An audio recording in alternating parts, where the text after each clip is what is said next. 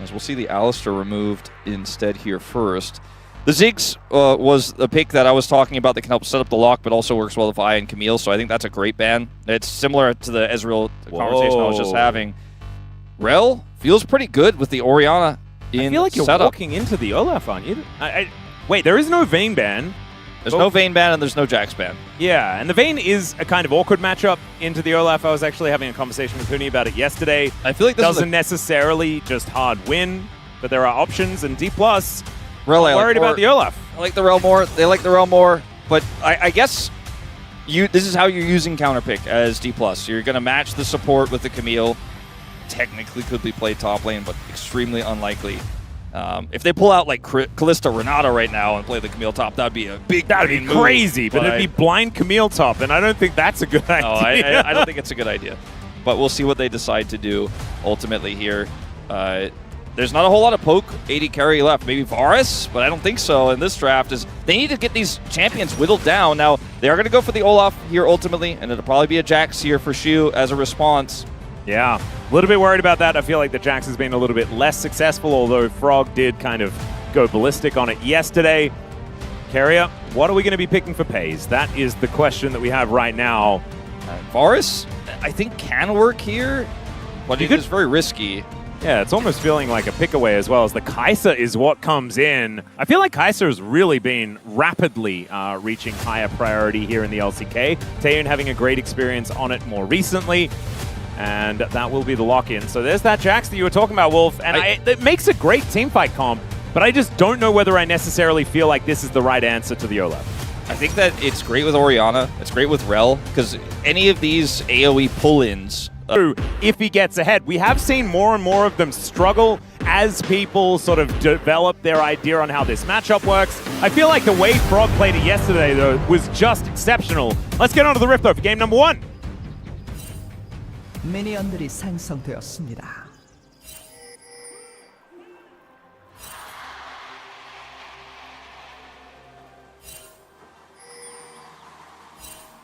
My goodness. D+ a little bit more muted, as you'd imagine. Yeah, I was trying to hear whether we actually got it, because it's not being fed into our heads. Maybe at the. Oh wait. Okay, no, we're just listening to a lot of chant leader. I think we can start our jobs, Wolf. Yeah, I think it's so. time. Smash and Korea in position here towards this bottom side of the map as Pays and Carrier. This is an interesting one, and they are going to start off with a pretty nice hook shot, but it's a good crash down here from Korea to start us off. Fourth shot going to be saved for Pays as Korea getting a little bit low, a little bit more shared damage on the T1 side. I think for the Rel, you want to fight for Prio there into the Camille, but aren't ever going to be able to have the same sort of engage at level 1, so does get a lot of health back here as he chokes through that potion. And when they hit level 2, some of that will also go up in terms of his total health and should be able to battle his way back. The observers agree and pan away. Yeah, Doran already using his exhaust into Shu's Ignite. So the top lane, a little bit of an exchange to start this one off. It looks like Shu has a pretty comfortable position. And remember, both of these top laners don't have teleport. Exactly. So very important to win at this time. He has no farm. You know, he got a lot of the experience, as you guys could see, underneath his health bar there, but it's a free back for Shu. And he's going to grab a dagger. So that's going to be a pretty big edge he's going to have in the next exchange that these two have, as Doran will get the farm that's under turret here, can hold that wave in an uncomfortable spot. And this all goes back to what you were talking about, right? With how lock works. You want to have priority in your lanes in order to allow for dives, for roams, and all this sort of stuff. Extra positions on the map. Faker right now doing a decent job in lane, but it is Showmaker that's winning these health trades as another Counter-Strike comes in. Shu is just empowering the flash forward. Gets the flash out of Doran. Leap Strike comes in. One more. It's first blood. Shu is going to go down. It's a 1-for-1, but remember, Doran's only got 7 farm. Yeah, he only got 7 of those CS and it's there. Pushing back. It's pushing oh my back. God. And, you know, now he doesn't have flash, and Jax has Leap Strike, so he has just more agency in general in the matchup, as well as the fact that look who's on the top side of the map right now. It's Lucid, so he could take this Scuttle Crab and then just come immediately topside there and challenge Doran on that wave. And so, yes, you got a little bit of push in mid with the lock with a really nice all-in there from Faker, but not winning topside. And again, a volatile matchup with lock. That's a really, really tough one for how the win con is either going to work out, or in this case, likely not to. But like I said, Lucid topside here. Doran going to find out. Yep. He is thinking about trying to put a ward down, but it looks like Lucid's position was given away. He just can't farm, Atlas. Yeah, he can't. Like, this is the thing, because Lucid could be there, no matter what. And he is going to get some vision down, but this is a disaster. If he had died there, the game would be over. Oh, yeah. Like, But it at just least would have been over. At least he didn't, right? At least he has that knowledge, right? Owner was bottom side, and he's like, look, I don't have vision top side. Now Doran put a ward down, but until that moment, it's like, there's a pretty high chance he's right there with how Shiu has his wave set up, so Doran just has to accept that he can't get that money. This is really frustrating. So we're going to go back to the initial exchange here between these two. Actually, no, I thought we were going to go back to see how they use their sums, but Doran just gets counter-struck as in the bottom lane. Yeah. Career's dead. Going to be Carrier with the kill onto the route. Not entirely sure how that happened to begin with, but definitely a good start here as far as the bottom lane play for T1. Carrier just back to his POM ways here at the home ground. Yeah. My guess is that Carrier turned a flash of Career's engage into his own engage. So Career wasted. I think Career probably first to move. Let's see. Yes. Career first to move on this one, looking for a backstop.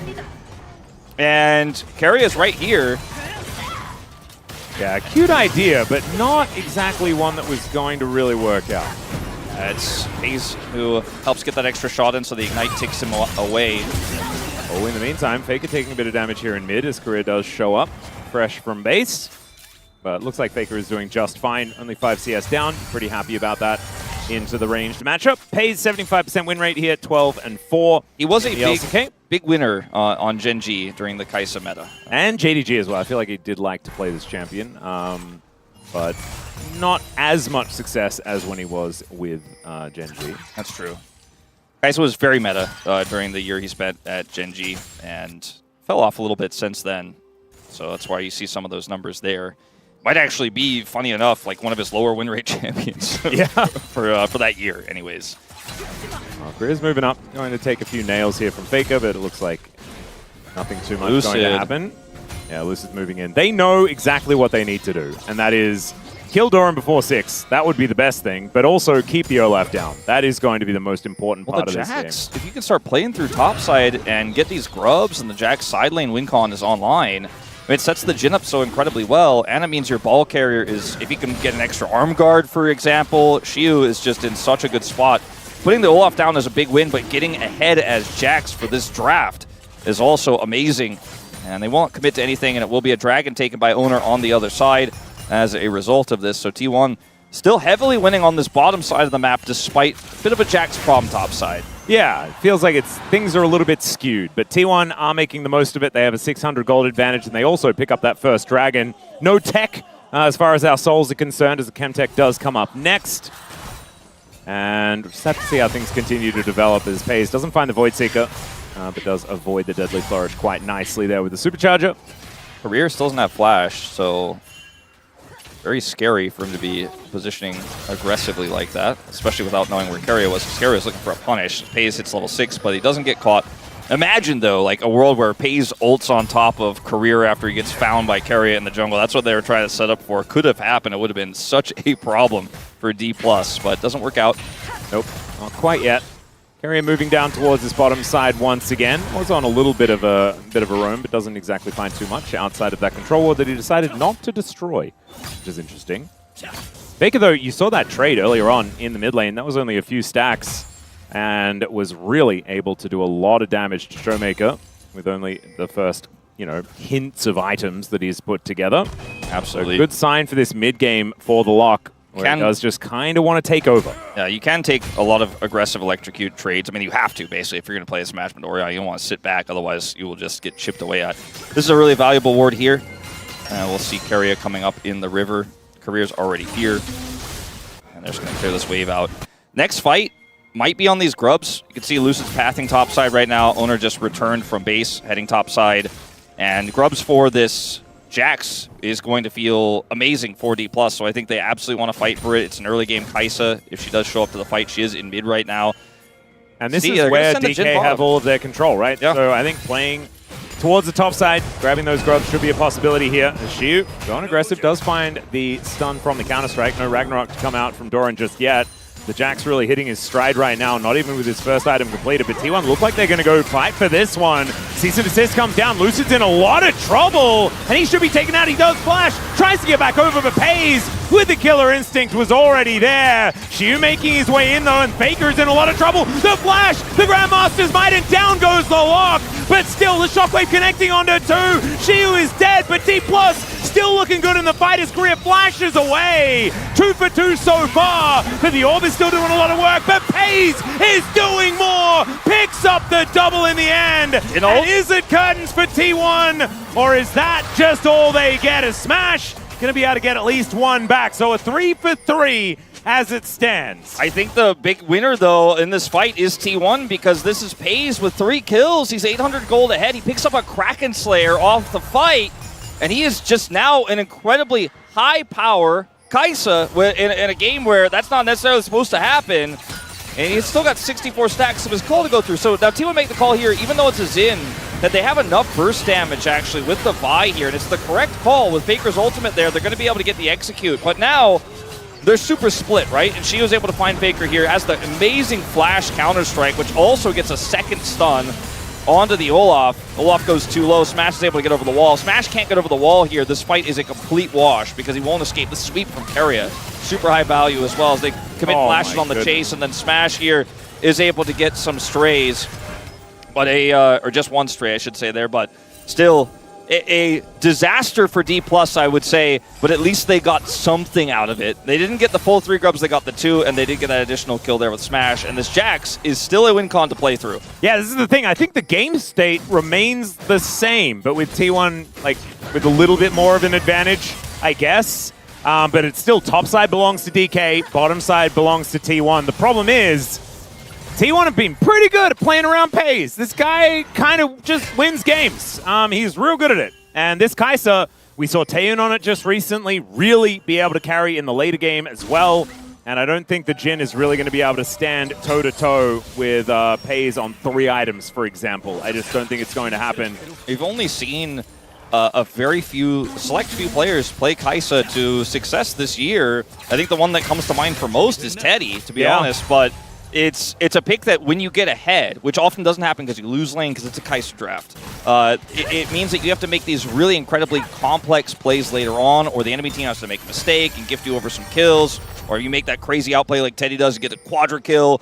But Pays is just like, I'm playing easy mode on Kai'Sa. I already did, the hard part is gone. I don't even have to worry about all that stuff. I'm ready to play make right now, and my team is in a strong position to fight for Dragon. They have the first Dragon already. They're going to get double Dragon very likely off of the prio that Pays still holds down here, basically by himself. And look at all the deep vision they have. There's no contest opportunity. So yes, the Jax is a problem, but the rest of the 80% of the game is a larger one for DPLUS. It certainly is. Well, Curtain Call is going to come in here as Ona gets to the back of the pit. The Dragon taking a lot of damage as Lucid comes in. Will he be able to get the steal? That's the question. Down to 630, and it is going to be Ona that locks it down. Magnus Storm, though, for Korea is pretty good. Ona going low, but it's Lucid to go down first. Showmaker just a little late to the fight, and down goes the Jhin. Korea going to try and canter away, and thanks to the dissonance, he will be able to escape. But a 1 for 2, and Drake goes to T1. That one, definitely T1 favored, and even more so now perhaps, that the crash down is very good here from Korea to deny the play. Faker gets shockwaved by Showmaker though, and he's taking a lot of damage, getting both the damage from the command attack and protect. I'm actually shocked that Showmaker didn't ult Keria there. He had a huge opportunity to, but maybe thought he didn't have enough damage to kill him. It would have been close, but ultimately just uses the ultimate here onto Faker to stabilize in lane. It's 1,000 gold the advantage for Xiu on this Jax, and it's a volatile game here where you can definitely come back with a really nice Counter-Strike play, but this is all that Smash can do in this fight, really, is try to keep them at arm's length here. It's a really easy smite here for the Vi, as initially, it's like, okay, maybe this fight's a little bit too messy, too broken up. Maybe Smash gets something done, but they just isolate him here. Showmaker can't really get access. He doesn't do consistent DPS. The most fed member in the entire game is this Kai'Sa, who has a Kraken Slayer, and she's free hitting, so it's not a good thing for DPLUS in that fight overall. And once again, T1, yes, they got zoned, but they made the aggressive call there. They punish Career's engage and are able to come ahead the victors here. Almost 2,000 gold ahead. and half of it is Paze's. The other half now is Faker's with 3 kills on the lock. Yeah, he's looking absolutely massive. Storm Surge already done. A lot of the time we do see very early Lich Banes to come on through, but this Storm Surge that's been the development more recently is really doing a bunch of work. Execution is the name of the game, and Faker already 3-1-1, getting a couple of those executions so far in this game. As Smash does complete his cull, as you just saw on the screen, and so Paze's lead is going to be a bit smaller until he takes 16 CS, and then it's going to be much larger again. Yeah, you can see that cull completion even on the graph. Yeah. Which is kind of funny. I do think that the next fight over this Herald could be game-defining. It's the fight that I think at this point is still very winnable for DPLUS because it's on the top side of the map, you know, where they have a lot of control. Both top laners do have teleport now. Yep. And so if they can win a fight here, they're just right back in it. As maybe Keria is caught. Yeah, there's a deadly flourish. He's taking a lot of damage. There's the Hextech ultimatum. Gets himself over the wall. Cease and desist comes on forward. Career in a lot of trouble. There's now Smash is fighting Paze, but I don't think he likes those odds. As in come both of the top laners. Ona gets deadly flourish. Shiu not even able to take down the fight just yet. The flash doesn't work. Keria outplays it. It's still a double. Leap strike denied. Paze gets even more, and Faker is picking up so many kills in these fights. 3-0-5 on the Kai'Sa, and Faker grabs another kill. This is a disaster for DPLUS. It's not how they wanted it to go. It's a circus again, but the good kind for T1. As it turns out, it's not just Faker who is the come at the king, you best not miss. It's Keria too. They get so much lockdown on him, and look at this. Ults here and gets over the wall. So now you've used so many resources to try to kill a Camille, and then Owner's up here in the front line. Both top laners TP in. Doran's here first though, and he's the scarier one in a scrappy fight like this. Shiu needs a little bit more setup, and the attempt here from the Jhin to try to turn this fight around is feeble at best. But that's kind of how these fights have been looking for DPLUS every single time. T1's lead increases here. Oh dear. This could be dangerous for Shia. They're going to look to finish off this turret and then finish off the Jax. Can he kill Doran in the meantime is the question. The answer, ladies and gentlemen, is no. And they're getting the Herald on the top side. I guess that's something. I guess that's something, because the Herald wasn't taken in that previous fight. It wasn't spawned yet. Oh my god. But it is very, very messy here. Now let's see what DPLUS are able to do with this Herald, because they can maybe use it to win a dragon fight here. They got a big wave. 2 items, Wolf. Yeah, no, I'm just trying to think of the positives for DPLUS right now. There's a lot of good things for T1 right now, at least. Yeah. Look, they have a Herald. Maybe they could try to use it either in as a combat Herald here if T1 overcommit, or perhaps just to get prio for this dragon. But it's just an Ocean Soul here that neither of these teams, I think, are ready to send the whole game over. But T1 hold all the cards right now. I do think Ocean Soul is incredibly good for an Olaf. So I think DPLUS probably want to deny this if they can. Soul Point is always just so powerful anyway. As Owner with control of this brush. Smash may be in a little bit of danger, but Owner just going to back away as they do start off this dragon as it spawns. Faker shows up here, and Shiu is still extremely strong. I think there's a really strong angle here for a fight for DPLUS because Paze has no flash, no cleanse. He has to stay so far back.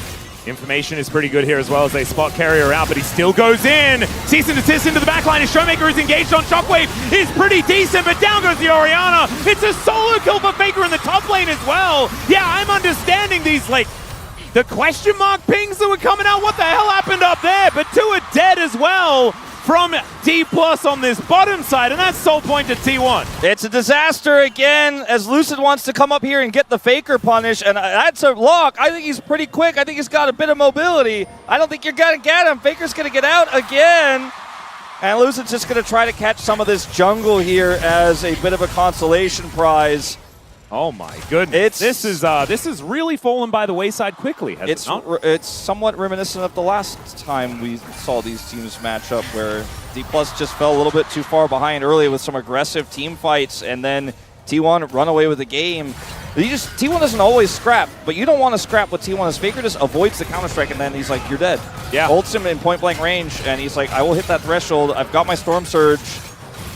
And I think Shiu, he knew he had to try to do something there, but there wasn't much he could do. This engage is amazing, right? Keria and Owner collapsing it on top of Showmaker here. There's not enough damage because they have a Jhin as their secondary source of damage. Their Jax is dead, not able to join the fight. But the snapping age, this dive comp is incredibly powerful, especially from ahead. Yeah, and now Faker is actually building defensively. Pei's going aggressive onto Smash here, but the arm guard that Faker has is going to make life so much more difficult for DPLUS, and he's getting closer and closer to just having a Zhonya, so he doesn't even need to worry about breaking it or anything like that at this stage.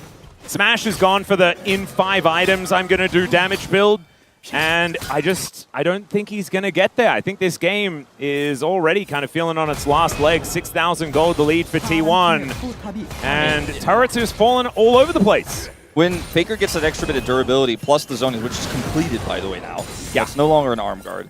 He will be able to get a second set of combos off. One of the things about Locke, I've dubbed him the cheerleader when he's not doing well. He doesn't have agency. Is the ability to burst him down when he goes in for his initial ult drop and combo. You can kill him quickly. So often he just kind of waits for the rest of the team to do the work, and then he's the finisher, he's the closer. But when you actually have Azonias, you can be the starter and the ender of the team fight. You can go in first, layer all that damage, and drop your ultimate down, and then pop out Azonias and do it again. Oh, well, Lucid looking for an angle towards Faker here. Let's see whether he can outplay it as the Audacious Charge does come on through. There's the Purgatory. And Faker is going to then try and use that Ashen Pursuit to get himself out, but I don't think it's going to work. Eats the Grey Health, still goes down, and Lucid going to claim that kill. What are they getting on the cross map, though? That's the question. And the answer is Smash, as the cease and desist is going to come on in, and you didn't need to tell him twice. He is just dead. Gonna get Smash and the whole turret. And that's a huge prize, considering they did not lose their turret to Herald. Herald is still in inventory, by the way. The one thing that DPLUS got this game hasn't even been used yet. They still have their turret up. They get the mid-turret Heraldless on the cross map. And it's just a whole disaster here again. I mean, I keep using that word, but like, nothing is going right. It's pretty disastrous, Wolf. I can completely understand. I mean, this is, Keria tries to rotate up and Faker calls off the play. You can see the moment on the mini-map where Keria's like, okay. Yeah, he's like, I'm dead, just take mid. Yeah, and they all just swarm Smash, who thinks he's safe between 2 turrets. What he doesn't know is a Camille in his jungle flying through a Vi. Vi Camille, this is the Vi draft angle we were talking about with this amount of burst, with the Kai'Sa fall, but the Kai'Sa not supposed to be as fed as she is, but when she's really fed. She's got 3 items, I guess man. Vi is good, man. I guess it works. Yeah, and she's a very good win more champion, always has been. And I also think, like, remember, the Vi was picked 3rd here. They already had a bit of a draft identity to understand how this was going to work, as Lucid goes in onto Pei's, and then goes in onto Shelly and starts doing donuts and decides that's how they use the Rift Herald. Yeah, this Herald is just going to do nothing at all.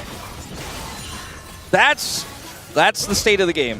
Yeah, that's the state of DPLUS right now. Not really understanding what they're supposed to be going for, not able to use their resources all that effectively. And when you're this far behind, I mean, we're not going to give them too much beef for it, but it is a bit problematic. Showmaker's also pretending to be Ryze and Cassiopeia, but is instead a Clockwork Lady. And I don't know whether I like the build as much, but he is going to be quite tanky and will be able to avoid death from Faker relatively effectively I think at this point, as well. for DPLUS, you have to build like this as Showmaker, and you have to hope that even though you have to put yourself in harm's way and play greedily, play riskily, that you can have one shockwave that sets up a Rel or Jack's follow-up, because you have to win this game off a mistake from T1. If they're too clumped and you have that one opportunity, that one moment, you can steal this game away because this comp is incredibly powerful even from behind if it can wombo T1. But T1, I don't think are going to give you that chance. I don't think they're going to give you that opportunity, but you have to pray for it if you are DPLUS, because that's the one way back into this game is some sort of crazy setup. Yeah, but I just don't think they have the damage, right? Especially if this Ocean Soul comes in for T1. The opening salvo needs to kill Pei's before he can press ult. The problem is he's got Cleanse. He's got so many other options here. Thankfully, I mean, Keria's playing Camille, so he doesn't have Mikhail's or anything like that. So there's only one Cleanse they need to worry about. But I don't know. I think Pei's probably got enough money in his hordes of cash in order to buy a QSS as well. And I mean, look at all this really hard. This posturing for DPLUS, but the Dragon is being taken. Shu can't even get access to the fight. Yeah, Shu is just going to have to walk away. The curtains are being called, but Faker is just going to look for Smash. Doran taking a lot of damage, does pull the trigger, as now the exhaust onto Faker is decent. Purgatory comes down and they all just explode. Smash gets encircled completely, and Shu's just wondering where the heck his teammates went. There's a counter-strike. It should be a quadra here for Faker, as Pei's will be taken out. but that is all. That's the only thing they get for the ace for T1. They will get Ocean Soul, and they will likely be able to open up this mid turret if they want to commit to it, but they can also just use the prio. They have to go straight to Baron, as Owner's on smite duty, double time here across both objectives. Post the fight, Faker's going to push deep. Looks like they're not going to go for Baron just yet. These death timers are still pretty small here. We're only 25 minutes or so into this game. Actually, only 23 and a half. As watch Shiu in this fight. Like, he can't get access here, and then he's like, well, when they go on Showmaker, he'll Shock Blast, and I'll follow. So he's like, I'm waiting for your call, Showmaker, on this one. As Faker's still denying him entry, right? When the carry a buy engage comes through, again, she was like, I'm waiting for that Shockwave. I thought there was an Orianna on my team. I didn't see any shockwaves. He just leaves right away. He's like, no, there's nothing I can do. At least is able to get a kill back here. And it is a shutdown. 1,000 gold, almost 1,100 gold goes over to him on that play. So that's something. You know, he's only 79 gold behind. There you go. He got that arm guard that I was talking about that, you know, sometimes you get a bunch of money, you can pick that one up. He has that. And again, we're going back to square one here where DPLUS have to go for some sort of Hail Mary and look for a Wombo. Maybe even starting the Baron if T1 back here away and looking for that kind of crazy turn could be the way to steal this game away. As Shiu has top damage in the game. Just hasn't really seemed to matter as he spent a lot of the game just smacking Doran around. Doran's 6-2-8. Like, the scoreline looks great. Unintentional rhyme, I apologize. But it hasn't really... It's funny because Shiu is still just so massive here in this game. Just quietly in the team fights, Doran's making it happen. Owner finding an angle towards Korea though. There's a great Shattering Strike to try and get rid of the vibe, but he's still taking so much damage. Crashes away, and there is Faker with the execute. As Lucid also throwing out his ulti, but I just don't know whether it's going to be enough to save Shiu, who's on the other side of the fight, just dying. Owner going to Volt break him, and down goes the Jax once again. You almost killed the Olaf, but he had flash and you didn't. And so, didn't even get anything on that side of the fight. And it's a 9,000 gold lead. Yeah, it's a 9,100 gold lead. I don't know, I had to follow up with something. Yeah. As they get the Baron, they push it to 10K, they're going to get this inner. And now we're just reading gold leads, and we're reading the obituary of DPLUS, so there's no way back in this game anymore. Even if you get a Wombo combo, I don't think you can win a fight. Like you said, the damage is so minuscule. And this is one of my favorite things as well, because I feel like this has been a plan from T1s from the very beginning of the draft, right? With their ban strategy, it is bait the Orianna pick, and then use it to give Locke a lane that Faker is very comfortable playing. I don't necessarily feel like this is like Locke favored or anything, but it's very obvious that Faker is super confident in this matchup specifically, and man, have they really gone to town on it. Yeah, Shiu doesn't have flash to follow Doran there. Doran just heals back up. Now they've got Ocean Soul. I've had it for a little while here. Faker shouldn't have been given the nail gun, Wolf, as Lucid is in a lot of trouble. Shockwave does come on through, though, and Faker will be shut down. Clockwork Windup going to be helping out there. Showmaker does get that kill. Can they punish Doran? I don't think so. He doesn't have flash, but he has his ult. He's level 17 to Shiu's level 15. Shiu is winning by like 2,000 gold in this game. It's insane. Doran really has just become a behemoth in the later stages of this one. 11,000 gold. A lot of it is thanks to his teammates, but Doran has been a huge benefactor here as 2 Siege minions looking to take down this bottom inhibitor turret, and everyone else on T1 is looking to push through mid. And I don't know whether DPLUS are going to be able to do anything about it. Doran does take a lot of damage from Showmaker here. Shiu is so mad. He's so ready to just fight whatever's in front of him. Yeah, he really is, but unfortunately for him, I don't think he's going to ever have another chance in this game. And T1, I mean, they haven't been able to end the game. There's an Orianna on the other side, so the wave clear is pretty intense, but this was a bit overzealous from Faker. Look at how far away Keria is. I think if Keria is a little bit closer here, this is so easy, but he just gets Crescent Guard denied, or the follow-up is Crescent Guard denied as Showmaker shows up here. So, I mean, it's pretty close by, but it just doesn't matter, you know? Like, if this was a game-losing play, people would criticize Faker for, oh, maybe he should have realized, but like, it's just not. Yeah, he's not even. He's laughing probably in the death chamber. He probably doesn't care at all. It's a 3,000 gold lead for just Faker. Over Showmaker right now, this Orianna is so far behind here in this game, as they are going to look for an engage onto Pays. He's going to go golden, but I don't know whether that's going to be enough to save him. As Downey will go, Disnus is going to be there to finish him off. I mean, if a few more of these mistakes happen, Yeah, then we can start talking about it. Is there an elephant on a ball balancing somewhere in backstage? Like, I'm a little bit interested in how this one's sort of moving right now. Well, I think in this moment, Pays might not have been able to correctly breathe fire. Oh no. Well, Doran is just going to look to dive on top of Showmaker, and that is going to be a mistake. And he just runs his way out of there. Successful escape, but he is going to have to avoid a few of these shots. Ona just gets in front of the Olaf and is able to defend him. That would have been very comical if that still somehow killed him. But bounty gold, you know? Elder's up in 40 seconds. Yeah. This is problematic. Pays is going to be up in 5, so they will be able to get together. But based on what we've just been seeing, maybe we're on more even footing than we thought, because this was a shellacking, right? Yeah, so, I mean, unfortunately, there's just too many buttons for Pays to outplay there. Like, he has Cleanse and Flash. His Flash was amazing, but if it was just the one engage, then DPLUS wouldn't have gone for it, right? They had all the follow-up there, and he didn't have any friends nearby.